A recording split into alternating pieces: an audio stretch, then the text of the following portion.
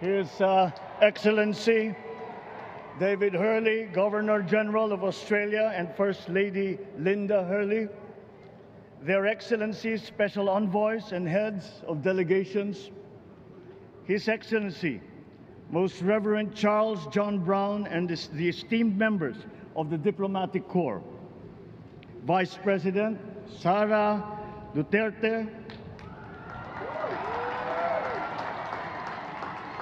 President Fidel Ramos, President Joseph Ejercito Estrada, President Gloria Macapagal Arroyo, Senate President Vicente Soto III, and the honorable members of the Philippine Senate,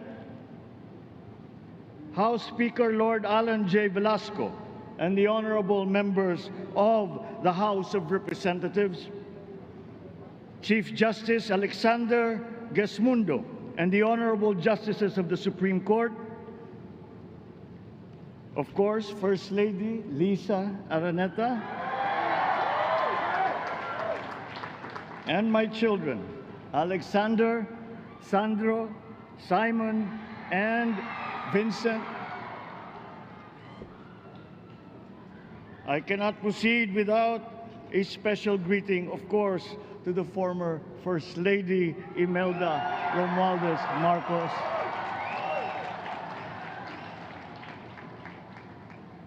other distinguished guests, ladies and gentlemen, my friends, ang aking minamahal na mga kababayan, magandang tanghali po sa inyong lahat. This is a historic moment for us all. I feel it deep within me. You, the people, have spoken, and it is resounding. When my call for unity started to resonate with you, it did so because it echoed your yearnings, mirrored your sentiments, and expressed your hopes for family, for country, and for a better future. That is why it reverberated and amplified as it did, to deliver the biggest electoral mandate in the history of Philippine democracy. By your vote, you rejected the politics of division. I offended none of my rivals in this campaign. I listened instead to what they were saying. And I saw little incompatibility with my own ideas about jobs, fair wages, personal safety, and national strength, and ending want in a land of plenty. I believe that if we but focus on the work at hand and the work that will come to hand, we will go very far under my watch. You believe that too. At pinakinggan ko ang tinig ninyo na ang sinisigaw ay pagkakaisa, pagkakaisa, pagkakaisa. We will go farther together than against each other, pushing forward, not pulling each other back, out of fear, out of a misplaced sense of weakness. But we are the furthest from weak. The Filipino diaspora flourishes even in the most inhospitable climes, where they are valued for their quality. The changes we seek will benefit all and will shortchange no one. I was not the instrument of change. You were that. You made it happen. I am now. You picked me to be your servant, to enable changes to benefit all. I fully understand the gravity of the responsibility that you've put on my shoulders. I do not take it lightly, but I am ready for the task. I will need your help. I want to rely on it. But rest assured, I do not predicate success on the wide cooperation that's needed. I will get it done. I once knew a man who saw what little had been achieved since independence. in a land of people with the greatest potential for achievement. And yet, they were poor. But he got it done, sometimes with the needed support, sometimes without. So will it be with his son. You will get no excuses from me.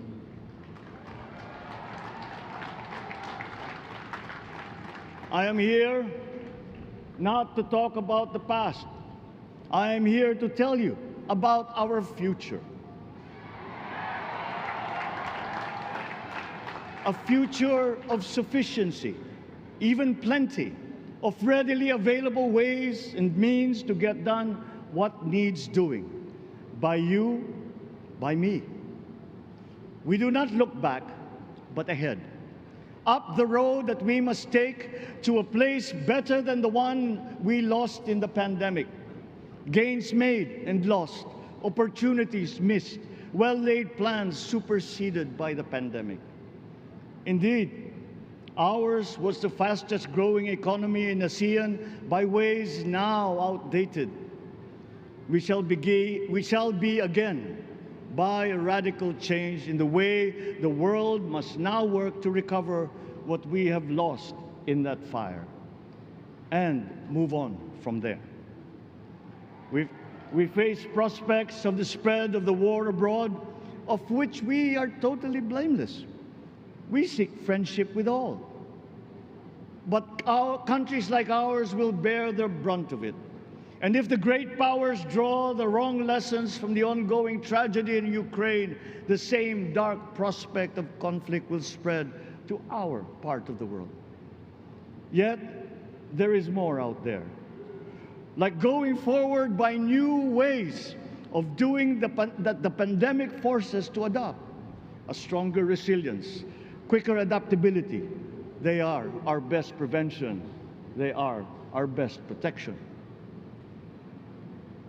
Quiet reflection in a rough and tumble campaign of a breadth and intensity never experienced revealed some of them, such as the willingness to listen despite the noise, the hesitation to quarrel over differences, and to never, ever give up hope of reconciliation.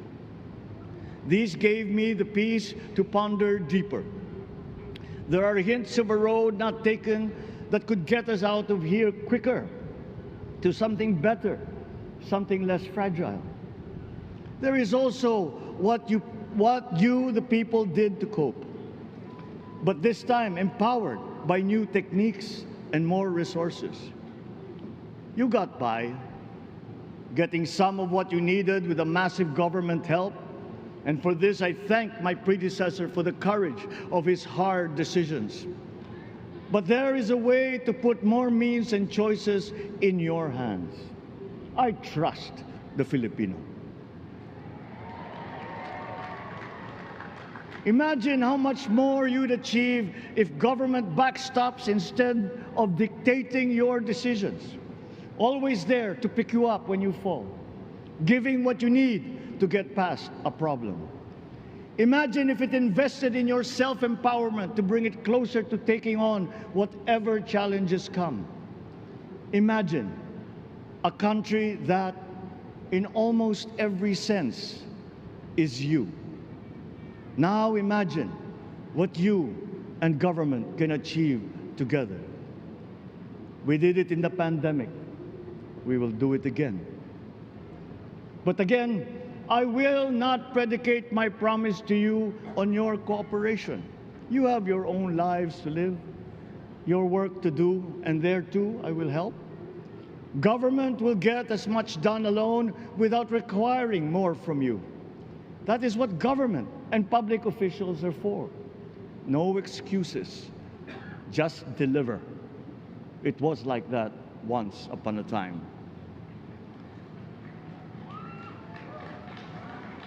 I did not talk much in this campaign. I did not bother to think of rebutting my rivals. Instead, I searched for promising approaches better than the usual solutions. I listened to you. I did not lecture you who has the biggest stake in our success. And the forthcoming State of the Nation will tell you exactly how we shall get this done. In this fresh chapter of our history, I extend my hand to all Filipinos. Come, let us put our shoulders to the wheel and give that wheel a faster turn to repair and to rebuild and to address challenges in new ways, to provide what all Filipinos need, to be all that we can. We are here to repair a house divided, to make it whole, and to stand strong again in the Bayanihan way, expressive of our nature as Filipinos. We shall seek, not scorn, dialogue. Listen respectfully to contrary views. Be open to suggestions coming from hard thinking and unsparing judgment. But always from us, Filipinos. We can trust no one else when it comes to what is best for us. Past history has often proven that. Solutions from outside divided us. None deepened our understanding. They were always at our expense. Never forget, we are Filipinos.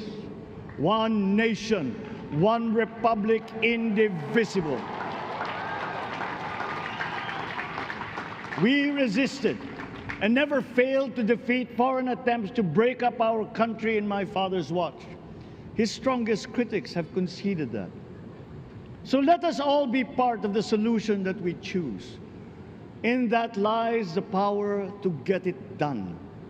Always be open to differing views, but ever united in our chosen goal. Never hesitating to change it, should it prove wanting. That is how agile, resilient republics are made. Our future we decide today. Yesterday cannot make that decision anymore, nor can tomorrow delay it. The sooner we start, the surer and quicker the prospect of achieving our future. These are troubling times.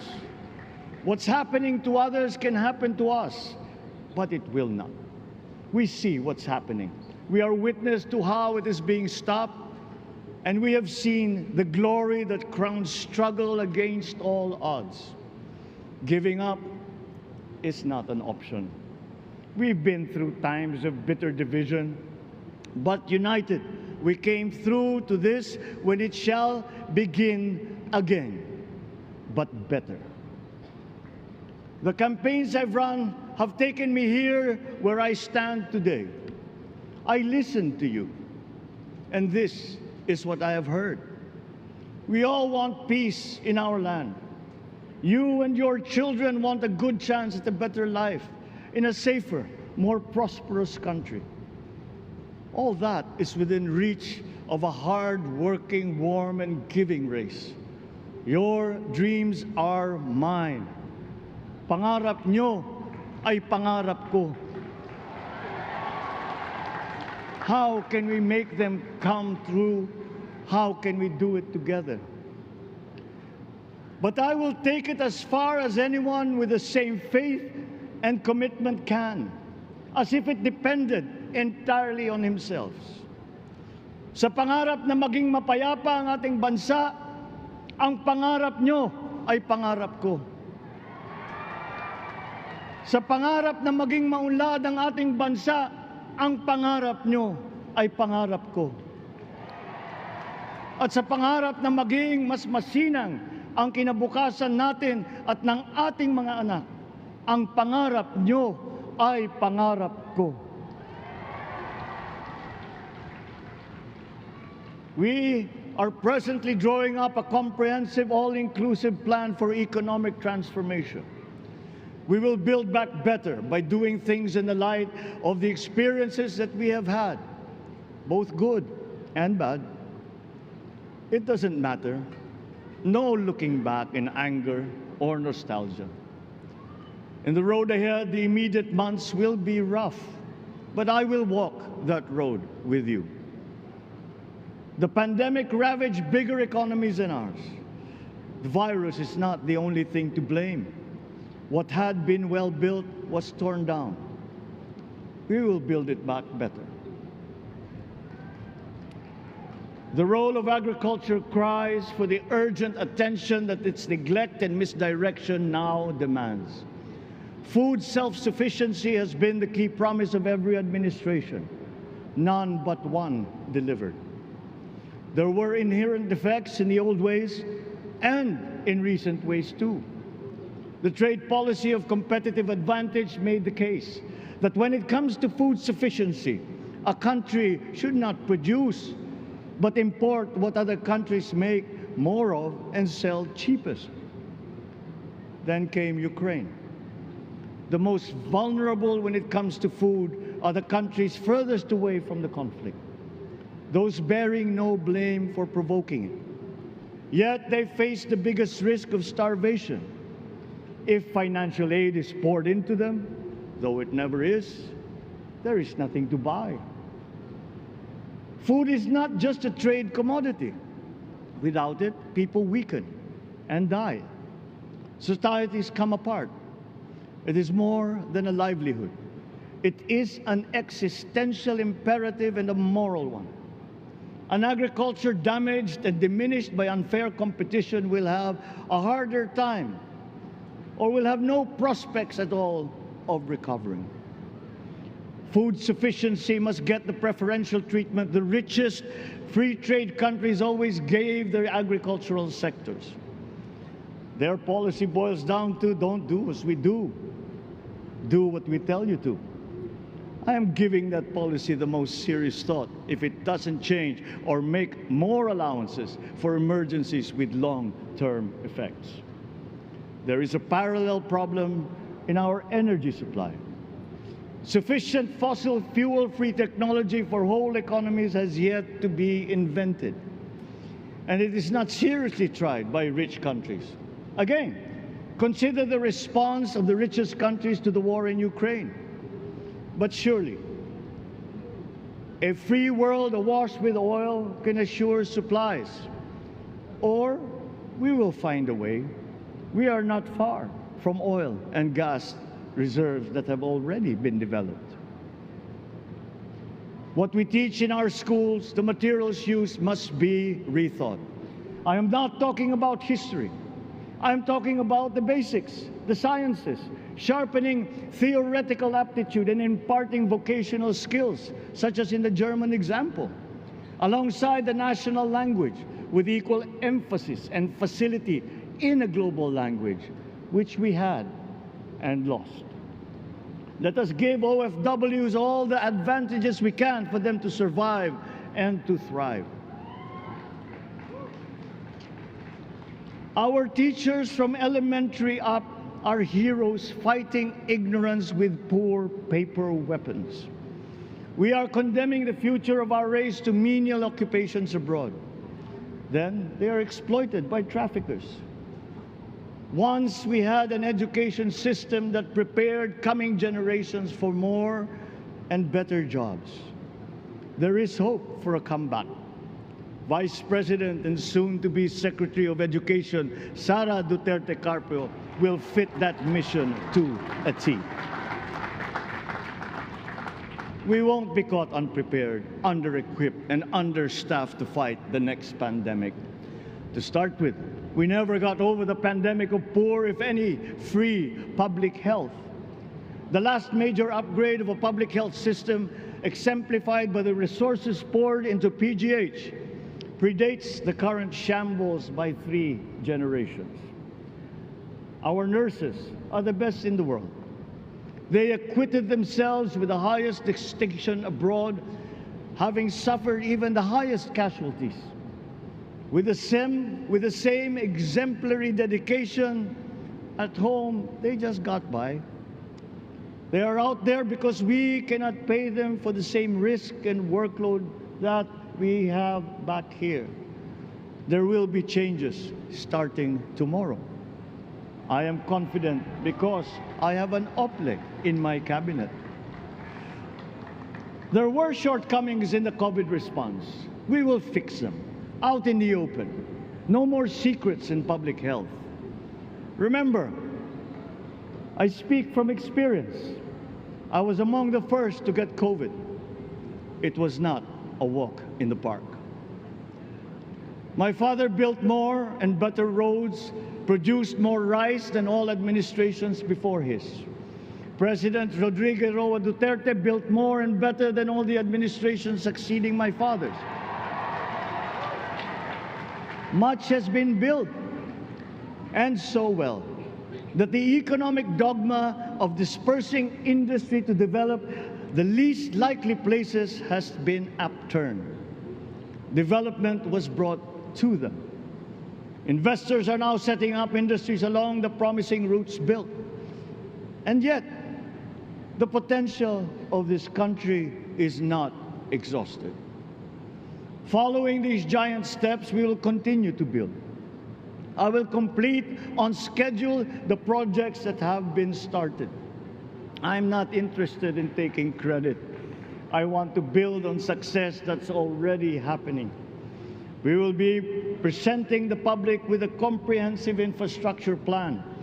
6 years could be just about enough time. No part of our country will be neglected. Progress will be made wherever there are Filipinos, so no investment is wasted.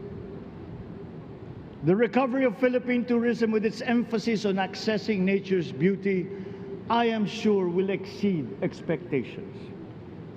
And bigger is not always better, but there's something to be said for economies of scale. And yet the country invites investments in fast-rising industries with quick returns and inflicts irreparable damage for future generations.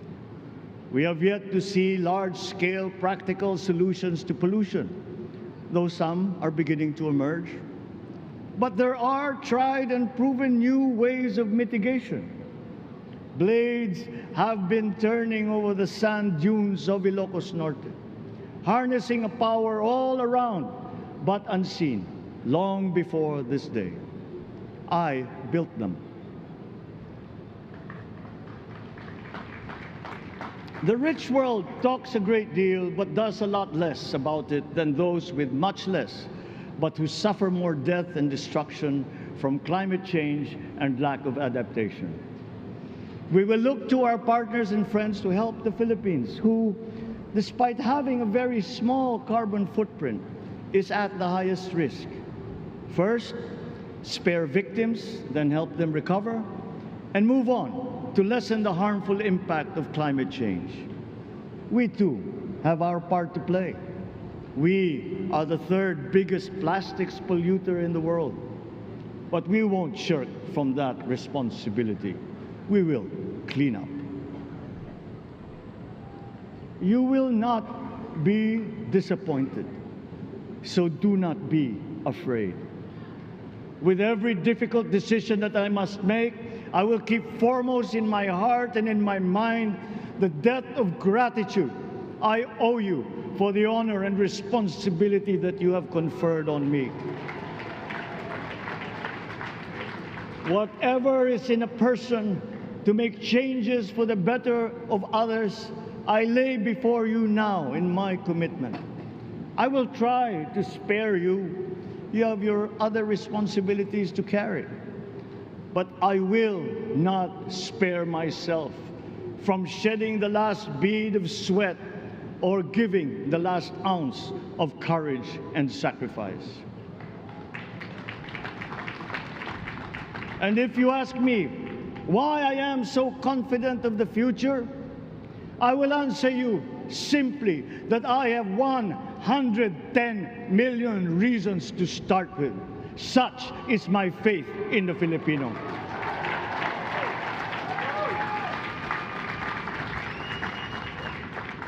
Believe, have hope. The sun also rises like it did today and as it will tomorrow. And as surely as that, we will achieve the country all Filipinos deserve. God bless the Philippines. God bless our work. Maraming salamat po sa inyong lahat. Mabuhay ang Pilipinas. Magandang tanghali po.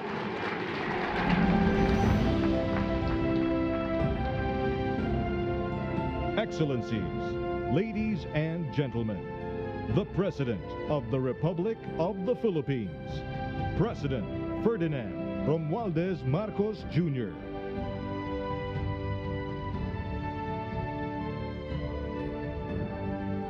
We will now have a photo